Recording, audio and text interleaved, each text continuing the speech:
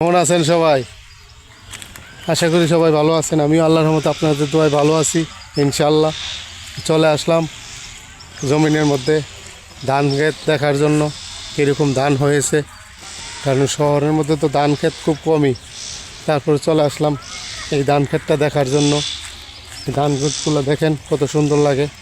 কিছুদিন পরে এই জায়গাটা সবুজ হয়ে যাবে। যেইটা ফেসবুকে মামায় যে পছন্দ করে সবুজ, এবং সবুজ হলে ভিডিও সুন্দর হয়, তার জন্য চলে আসলাম দেখার জন্য। এই যে দেখেন অনেক সুন্দর মাশাল্লাহ।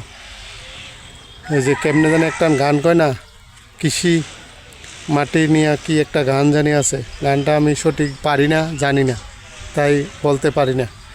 কথাগুলো এভাবেই শেয়ার করার চেষ্টা করতেছি আর কি।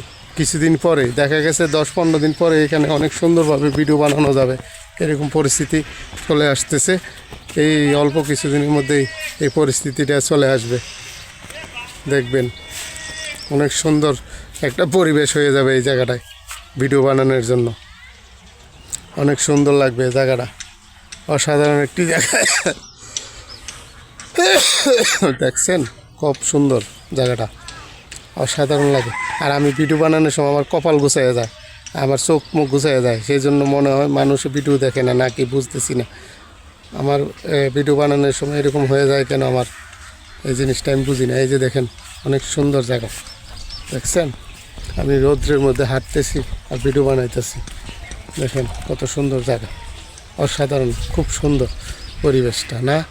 দেখছেন খুব ভালো লাগে না দেখতে? জায়গাটা খুব অসাধারণ, ঠিক না? এই যে দেখেন, এটাই ভালো থাকবেন, সুস্থ থাকবেন, সবাই জন্য দোয়া রইল। আসসালামু আলাইকুম।